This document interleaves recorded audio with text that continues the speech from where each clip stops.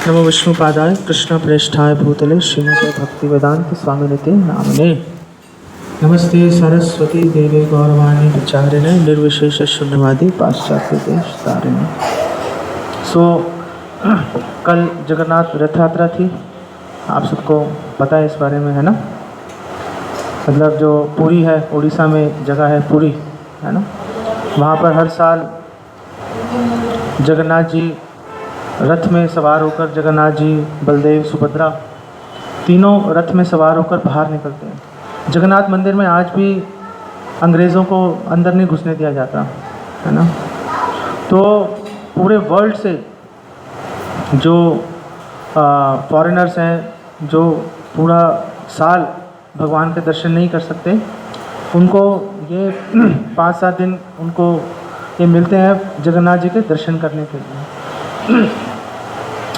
जगन्नाथ रथ यात्रा है जो पुरी में जो जगन्नाथ जी का मंदिर है वहाँ से शुरू होती है, और वहाँ से करीब 3-3.5 किलोमीटर दूर एक और स्थान है, उसे गुंडीचा मंदिर कहते हैं। तो वहाँ पर जगन्नाथ जी बलदेव और सुभद्रा महारानी के साथ जाते हैं, और वहाँ पे हफ्ता एक रुकते हैं वहाँ पर वो, और फिर एक हफ्ते के बाद वापस रथ यात्रा होती है ना। तो गुंडीचा मंदिर से वापस जगन्नाथ जी वापस जो जगन्नाथ मंदिर है वहाँ पर पधारते हैं, है ना। तो ये पूरा 7-8-10 दिन का पूरा कार्यक्रम रहता है, और लाखों लोग इसमें सम्मिलित होते हैं, है ना। चैतन्य महाप्रभु ने अनेक लीलाएं की इस जगन्नाथ रथ यात्रा के दौरान, है ना। तो उनमें से हम एक चैतन्य महाप्रभु की जो बहुत ही शिक्षाप्रद लीला है उसके ऊपर हम चर्चा करेंगे। चैतन्य महाप्रभु की हर एक वाक्य, हर एक लीला शिक्षाप्रद है ना। लेकिन हम आज एक विशिष्ट चैतन्य महाप्रभु की लीला पे बात करेंगे, जिसे गुंडीचा मंदिर मार्जन के नाम से जाना जाता है। तो गुंडीचा मंदिर हमने आपको बताया कि जगन्नाथ मंदिर से करीब 3-3.5 किलोमीटर की दूरी पे है, और मार्जन का मतलब है साफ करना। जो गुंडीचा मंदिर है वहाँ पर कुछ किसी भी कोई तरह का विग्रह नहीं है वहाँ पर, है ना। खाली पड़ा रहता है पूरा साल, है। सिर्फ जगन्नाथ रथ यात्रा के दौरान उसको साफ़ सफाई करते हैं, और जगन्नाथ जी को वेलकम करते हैं, वहाँ पे उनका स्वागत किया जाता है ना। तो जगन्नाथ जी का अब कोई भी जगह हो उसको साफ़ करना हल्का काम, घटिया काम माना जाता है ना। लेकिन चैतन्य महाप्रभु ने इसको सबसे महत्वपूर्ण सेवा के रूप में लिया, और चैतन्य महाप्रभु ने रिक्वेस्ट किया जगन्नाथ मंदिर के जो सुपरवाइज़र थे, परीक्षा कहते हैं उसको, हाँ, उसको रिक्वेस्ट किया कि अगर आप लोग परमिशन दें तो हम जो है ये गुंडीचा मंदिर की साफ़ सफाई करना चाहते हैं। चैतन्य महाप्रभु स्वयं भगवान है, हाँ, और वो एक छोटा सा अदना सा एक कर्मचारी जगन्नाथ मंदिर का, हाँ, उससे चैतन्य महाप्रभु परमिशन मांग रहे हैं। नहीं, मतलब विनम्रता की कोई तो सीमा होनी चाहिए, कोई सीमा नहीं है विनम्रता की, हाँ। चैतन्य महाप्रभु उसको आदेश भी दे सकते थे कि जाओ ऐसा करो, लेकिन चैतन्य महाप्रभु ने ऐसा नहीं किया। चैतन्य महाप्रभु ने उनसे परमिशन मांगी। तो वो जो कर्मचारी थे परीक्षा, उन्होंने कहा कि मुझे स्पष्ट आदेश मिला हुआ है उड़ीसा के जो राजा हैं महाराज प्रताप रुद्रा, उनसे मुझे क्लियर इंस्ट्रक्शन है कि आपका कोई भी रिक्वेस्ट वो सर्वोपरि आदेश है, उसका उल्लंघन नहीं किया जा सकता, है ना। तो आप अगर मुझे परमिशन दें तो मैं जाके साफ़ सफाई की तैयारी कर देता हूँ, झाड़ू, पोछे, घड़े पानी भरने के लिए। पहले तो मोटर नहीं होती थी, ये बटन दबाया पानी आ गया, चलो धो दिया, काम ख़त्म, है ना। पहले पानी घड़ों में भर के, मटकों में भर के लेके आया जाता था। तो चैतन्य महाप्रभु ने उनको बोला फाइन, आप जाओ, जाके सारी तैयारी करो, हम कल गुंडीचा मंदिर मार्जन करेंगे, गुंडीचा मंदिर की सफाई करेंगे, है ना। अगले दिन चैतन्य महाप्रभु ने सारे भक्तों को इकट्ठा किया, जो भक्त पुरी में ही रह रहे थे, और हज़ारों भक्त चैतन्य महाप्रभु के दर्शन करने के लिए, जगन्नाथ जी के दर्शन करने के लिए हज़ारों भक्त बंगाल से भी पुरी आया करते थे, है ना। और चैतन्य महाप्रभु ने बंगाल के सारे भक्तों को पुरी लाने की सेवा दी थी। एक भक्त को, उनका नाम था शिवानंद सेन, है ना। शिवानंद सेन इतने महान भक्त थे और इतने कर्तव्य निष्ठ थे, कर्तव्य परायण थे कि भक्तों की तो बात दूर है, अगर कोई एक बार एक कुत्ता उनके साथ चलना शुरू हो गया तो उसकी भी देखभाल का भार अपने सिर पे ले लिया, उसकी भी देखभाल करनी शुरू कर दी। सारे भक्त जो हैं वो चातुर्मास के पूरा जो चातुर्मास है वो बिताते थे आके जगन्नाथपुरी में चैतन्य महाप्रभु के साथ।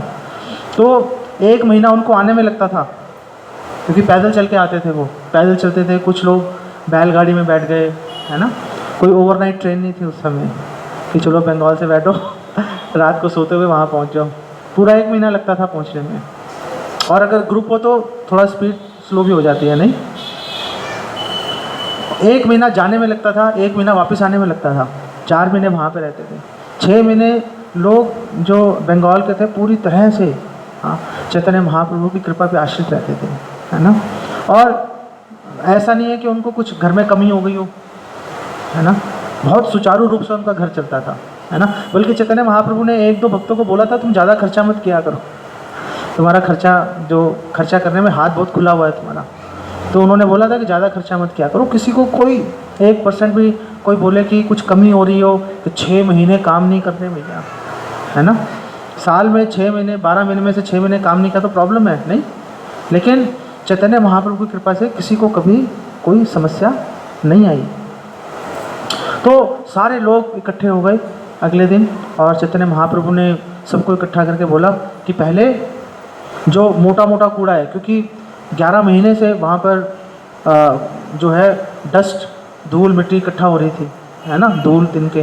तो चैतन्य महाप्रभु ने कहा पहले मोटा मोटा जो कूड़ा करकट है उसको हटाओ, उसके बाद में फिर जो सूक्ष्म धूल के कण है उस पर फिर काम करेंगे।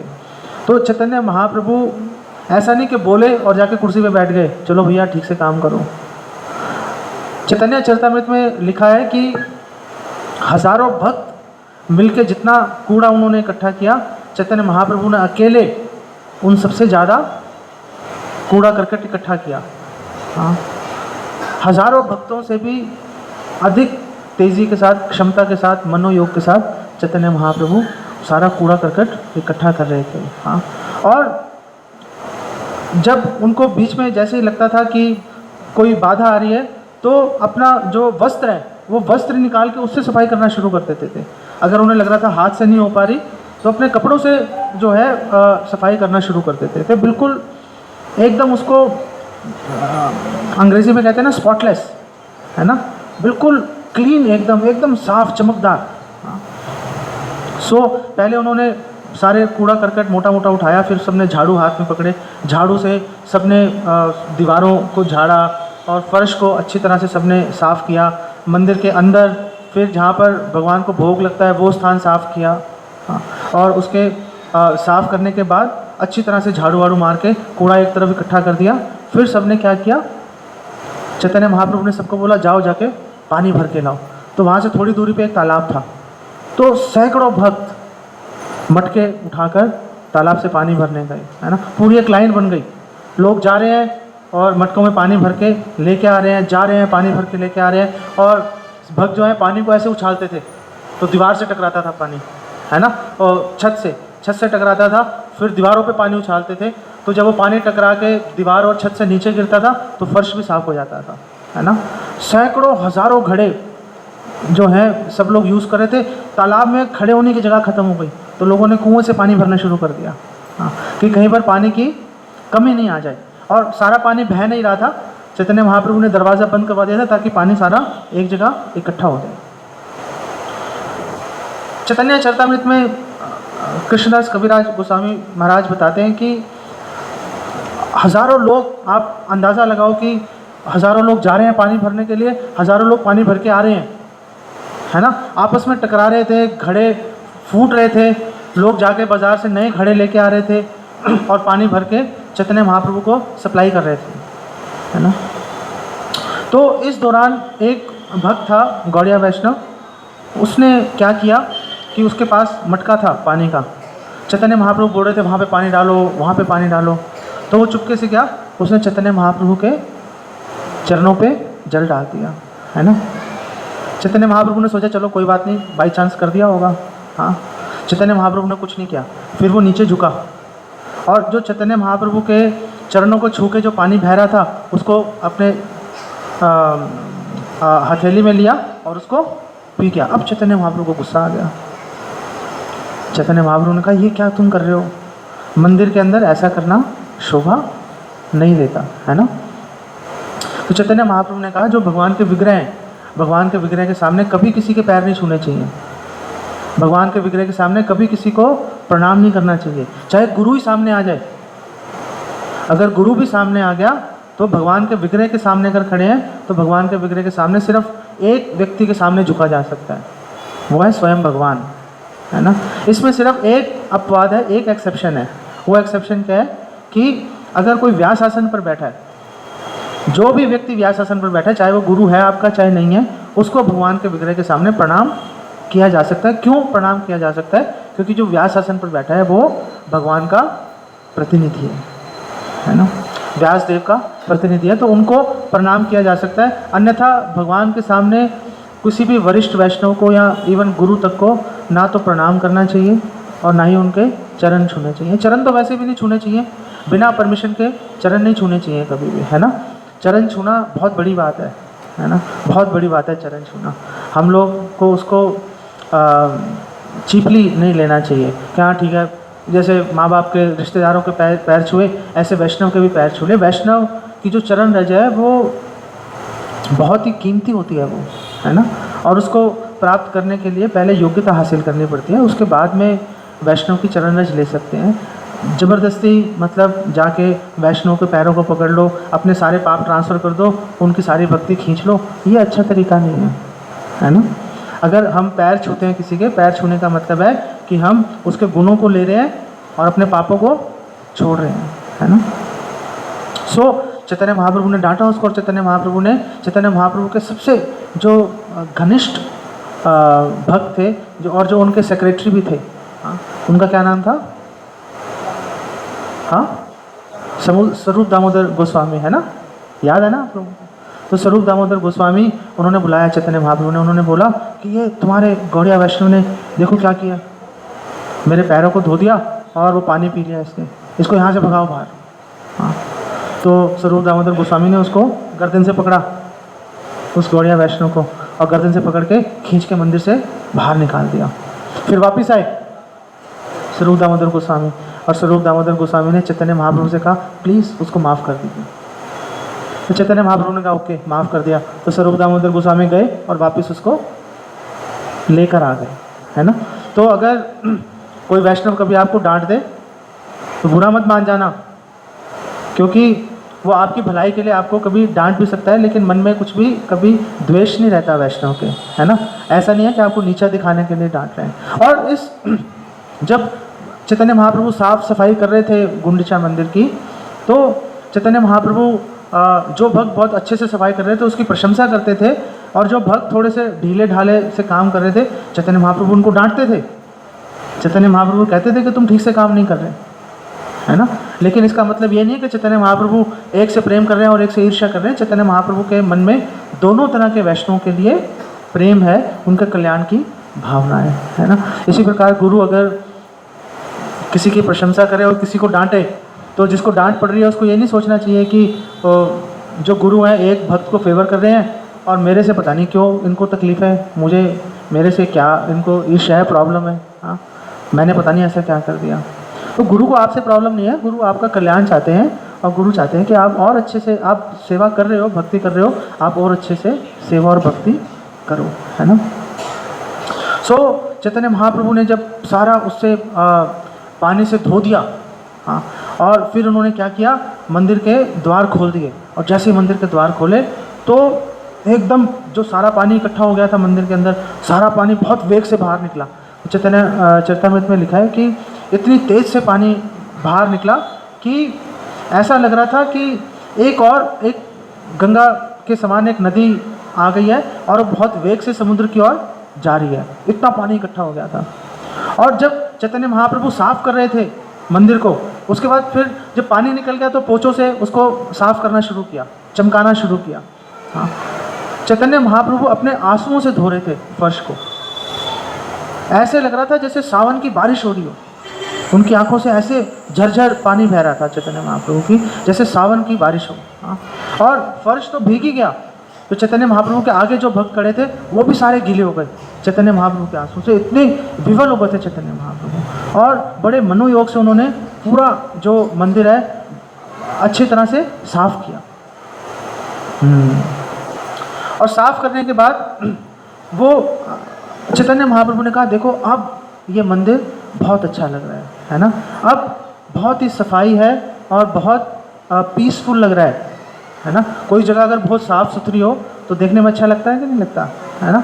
तो चैतन्य महाप्रभु ने कहा कि भक्तों का मन भी इसी प्रकार एकदम साफ और शांत होना चाहिए, है ना। चैतन्य महाप्रभु ने कहा, जिस प्रकार हमने गुंडीचा मंदिर को साफ किया है ताकि हम जगन्नाथ जी को वेलकम करें, जगन्नाथ जी को बुलाएं कि आप प्लीज़ आइए और यहाँ पर आकर विराजमान होइए, उसी प्रकार हमें अपने मन को भी साफ करना चाहिए, मन का मार्जन करना चाहिए, मन को एकदम साफ और एकदम शांत बनाना चाहिए। जब हमारा मन एकदम साफ और शांत हो जाएगा तभी भगवान आकर वहाँ पर विराजमान होंगे और आपको प्रेरणा देंगे कि कब कैसे क्या काम करने हैं।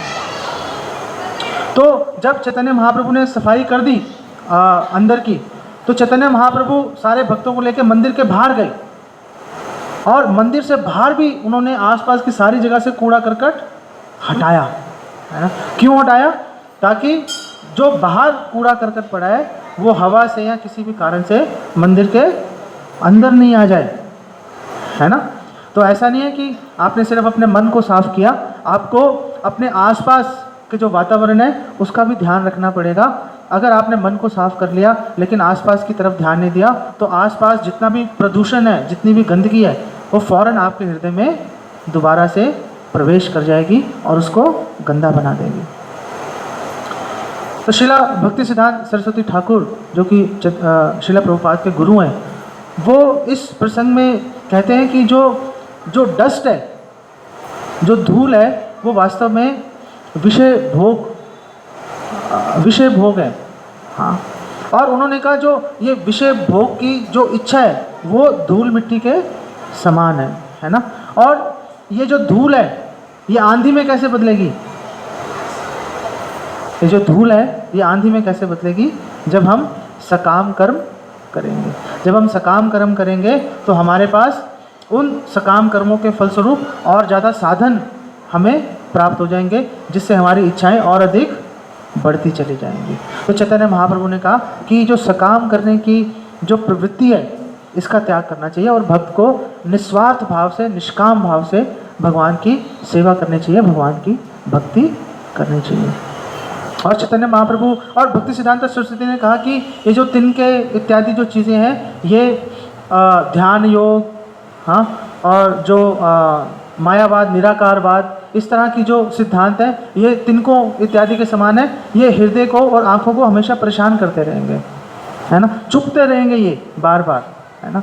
तो भक्ति सिद्धांत सरस्वती ठाकुर ने ये सुझाव दिया कि जो भक्त है, जिसको भगवान का दर्शन करने की बहुत उत्कट इच्छा है, उत्कंठा है, हाँ, उस भक्त को क्या करना चाहिए? उसको निराकारवाद, मायावाद, हाँ, योग, ध्यान, इन सब चीज़ों से हटकर केवल और केवल हरि नाम पर ध्यान लगाना चाहिए। हरि नाम अपने आप में पर्याप्त है भक्त को वांछित फल प्रदान करने के लिए, कुछ भी अलग से करने की आवश्यकता नहीं है ना।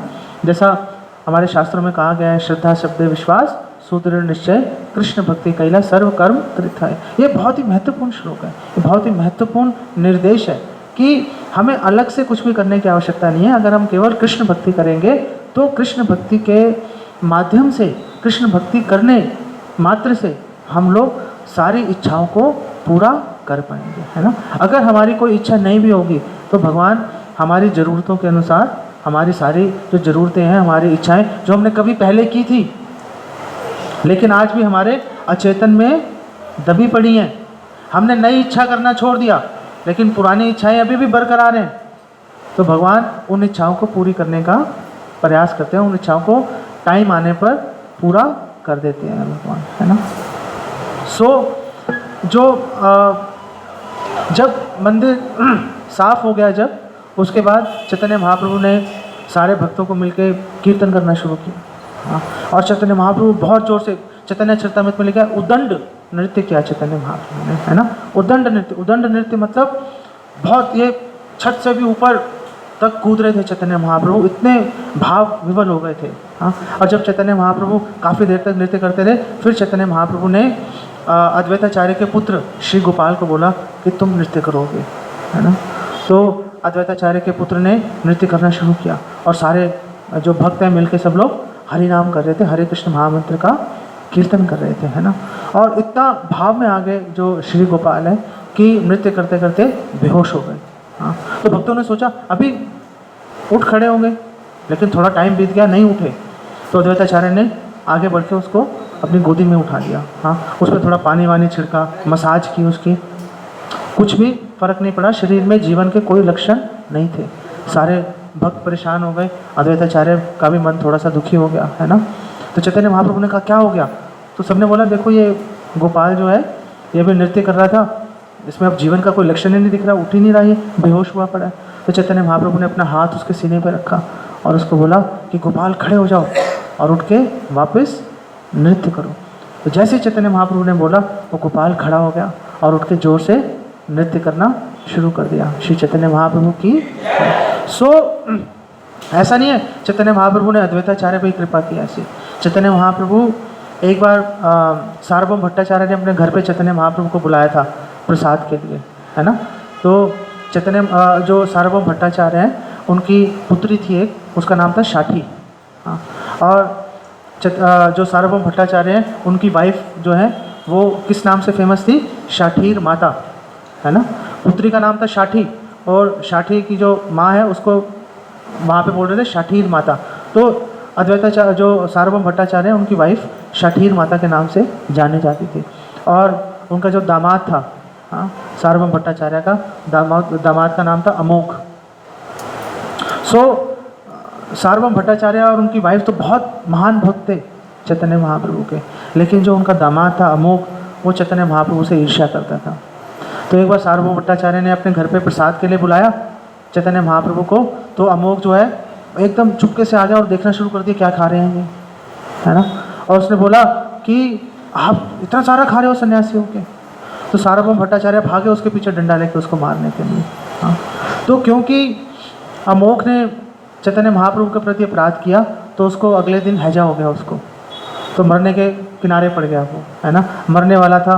तो सार्वभौम भट्टाचार्य को क्या दुख हो रहा था कि मेरा दामाद इतना बीमार पड़ गया, ना ठीक है इसने चैतन्य महाप्रभु का अपमान किया है, इसको ये सज़ा मिलनी चाहिए। लेकिन जब चैतन्य महाप्रभु को पता चला तो चैतन्य महाप्रभु गए अमोघ के घर और उसकी छाती पर हाथ रखा चैतन्य महाप्रभु ने। चैतन्य महाप्रभु ने कहा तुम क्यों लेटे हुए हो, तुम्हें कुछ प्रॉब्लम थोड़े ना है, चलो उठ के खड़े हो जाओ और भगवान का नाम लो। जैसे चैतन्य महाप्रभु ने बोला अमोघ एकदम से निरोगी हो गया और उठ के खड़ा हो गया, है ना। तो कहने का भाव ये है कि अगर हम अच्छे से भक्ति करेंगे, अगर हम चैतन्य महाप्रभु की शरण लेंगे तो हमें अपने घर वालों की, परिवार वालों की अलग से बहुत ज़्यादा केयर करने की आवश्यकता नहीं है। चैतन्य महाप्रभु भगवान कृष्ण स्वयं रक्षा करेंगे, है ना।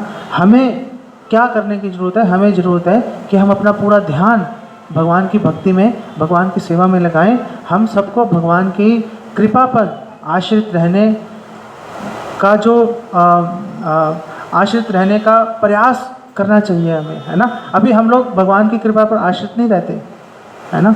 हम लोग सोचते हैं कि हम ही सब कुछ कर रहे हैं। ईश्वरो हम अहम भोगी, सिद्धो हम बलवान सुखी। हाँ, हम ये सोचते हैं कि हम ही सारा काम करने के लिए दक्ष हैं, हम हर काम कर सकते हैं, है ना। जो भी पैसा कमा के ला रहे हैं, जो भी हमारे घर में सुख शांति है, हमारे प्रयासों की वजह से। एक्चुअली में ऐसा नहीं है, ना। अहंकार विमूढ़ात्मा करता हम इति मन्यते।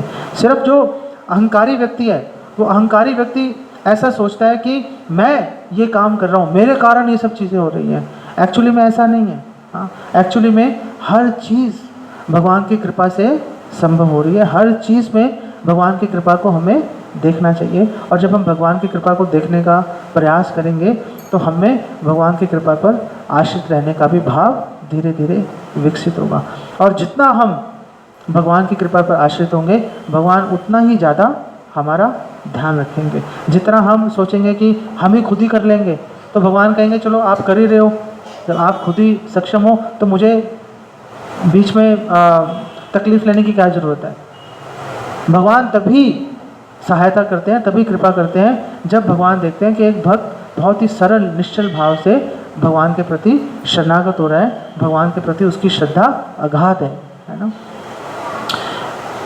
इसके अलावा रथ यात्रा के दौरान चैतन्य महाप्रभु ने और भी कई भक्तों पर कई प्रकार से उन्होंने कृपा की।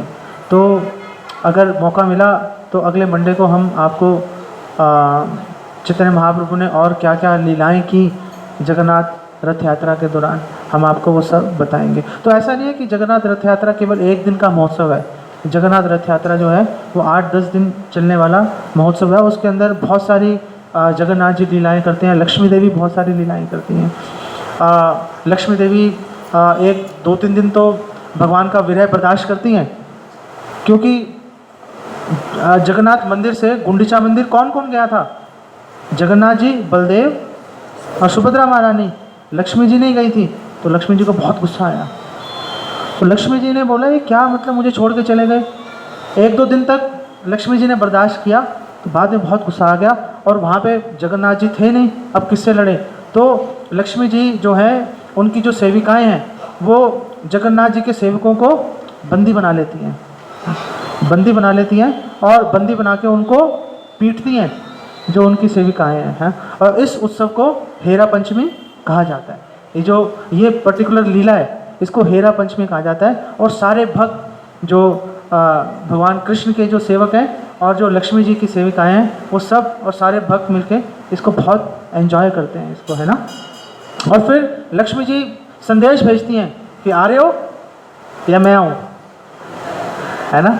तो लक्ष्मी जी संदेशा भेजती हैं भगवान कृष्ण के जो सेवक हैं उनके द्वारा, पहले पिटाई करती हैं उनकी, है ना। फिर उनको बोलती है जाओ बहुत टाइम हो गया, उनको बोलो वापस घर आ जाएं, है ना। तो जिस तरह का व्यवहार आप लोग घर में करते हो वैसा व्यवहार, ये जो व्यवहार कहाँ से आया? ये व्यवहार आध्यात्मिक जगत की एक प्रतिबिंब है ना। जो हम लोग घर में जैसा व्यवहार कर रहे हैं वैसा व्यवहार हम इसलिए कर पा रहे हैं क्योंकि आध्यात्मिक जगत से ये नॉलेज, ये व्यवहार हमें मिल रहा है। प्रॉब्लम क्या है कि आध्यात्मिक जगत में जो व्यवहार है ये शाश्वत है, नित्य है, लेकिन इस भौतिक जगत में ये सारे रिश्ते नाते, ये सारा व्यवहार, ये सारे भाव ये नश्वर हैं, क्षणिक हैं, क्षण भंगुर है, कुछ समय तक रहेंगे और नष्ट हो जाएंगे। इसीलिए चैतन्य महाप्रभु भगवान कृष्ण ये चाहते हैं कि आप ये क्षण भंगुर रिश्तों का रस लेने में बिजी मत रह जाओ। ये जो भी आपको यहाँ पे अच्छा लग रहा है वो करोड़ों गुना होके और शाश्वत होके वो आपको उपलब्ध होगा आध्यात्मिक जगत में। सिर्फ आपको आध्यात्मिक जगत में वापस आने का प्रयास करना है और वापस हम आध्यात्मिक जगत जा सकते हैं भगवान की शरण लेकर, भगवान की आज्ञा का पालन करके। और भगवान ने बोला है, भगवान कृष्ण की बिल्कुल स्पष्ट आदेश है कि अगर आप वापस आना चाहते हो तो क्या करना चाहिए। तो भगवान कृष्ण बोल रहे हैं मन मना भव मद भक्तो मदयाजी मां नमस्कुरु। हाँ, तो भगवान कृष्ण कह रहे हैं कि हमेशा मेरा ध्यान करो, हमेशा मेरे बारे में सोचो। जो माताएं हैं वो सोचें कि भगवान को आज क्या खिलाना है, सुबह दोपहर को क्या खिलाना है, शाम को क्या खिलाना है, भगवान का श्रृंगार कैसे करना है, कौन से वस्त्र पहनाने हैं, बाज़ार से जाके कौन सी सब्ज़ी ऐसी मिल रही है जो भगवान को अच्छी लगेगी। नहीं, जैसे श्रीमती राधा रानी को अरबी बहुत पसंद है ना। तो जब अरबी का सीज़न आता है तो भक्त तरह तरह के अरबी के अलग अलग तरह के पकवान बना के श्रीमती राधा रानी और भगवान कृष्ण को ऑफ़र करते हैं क्योंकि उनको बहुत अच्छे लगते हैं, है ना। चैतन्य महाप्रभु को करेले बहुत पसंद है, सूखता, है ना। तो क्योंकि सारे लोग चैतन्य महाप्रभु को हलवा पूड़ी ये सब भारी भरकम चीज़ें खिलाते हैं, तो चैतन्य महाप्रभु कहते हैं इसको हजम करने के लिए कुछ तो चीज़ दो भैया, इसको हजम कैसे करूं। तो अगर कोई चैतन्य महाप्रभु को करेला, हाँ, और सूप इस तरह की चीज़ ऑफ़र करता है तो चैतन्य महाप्रभु कहते हैं हाँ यार कुछ तो आराम मिला, है ना। ऐसा नहीं है कि भोग लगा के चैतन्य महाप्रभु को कुछ फ़र्क नहीं पड़ रहा, खाए जा रहे हैं, है ना। मुरारी गुप्त ने एक बार चैतन्य महाप्रभु को भावावेश में आके अपने घर में, चैतन्य महाप्रभु अपने घर में है और मुरारी गुप्त अपने घर में प्रसाद लेने के लिए बैठे तो भावावेश में आ गए और चावल उठा के मुट्ठी में जोर जोर से फेंका उन्होंने और बोला खाओ खाओ खाओ। अगले दिन, और जो मुरारी गुप्ता वो पेशे से वैद्य थे, है ना, अगले दिन चैतन्य महाप्रभु उनके घर पहुंच गए। तो मुरारी गुप्ता ने पूछा आप कैसे आए? उन्होंने बोला कैसे क्या है, पेट खराब हो गया, दवाई दे दो। बोला पेट कैसे खराब हो गया? उन्होंने कहा तुमने ही तो इतने सारे चावल खिला दिए मेरे को, खिलाए जा रहे थे खिलाए जा रहे थे, अब तुम इतने प्रेम से खिला रहे थे, मैं मना भी नहीं कर पाया, है ना। तो अगर कभी भगवान में नहीं है, ऐसा नहीं कि भगवान भोग स्वीकार नहीं कर रहे, हम भगवान को अच्छे से भोग नहीं लगवा पा रहे हैं ना, कमी हमारे अंदर है। हमें अपने जो श्रद्धा है, जो भक्ति है, वो भाव हमें पुष्ट करना पड़ेगा। और वो भाव कैसे पुष्ट करना चाहिए, एक भक्त का आचरण क्या होना चाहिए, भक्त का आचरण, वो दिखाने के लिए स्वयं भगवान अवतरित होगा चैतन्य महाप्रभु के रूप में। तो हमें चैतन्य महाप्रभु के जो लीलाएं हैं उसको बहुत अच्छे से हमें उसका पाठ करना चाहिए, भक्तों से चैतन्य महाप्रभु के बारे में सुनना चाहिए, उनके प्रति हमें अपना अनुराग उत्पन्न करना चाहिए चैतन्य महाप्रभु और नित्यानंद प्रभु के प्रति।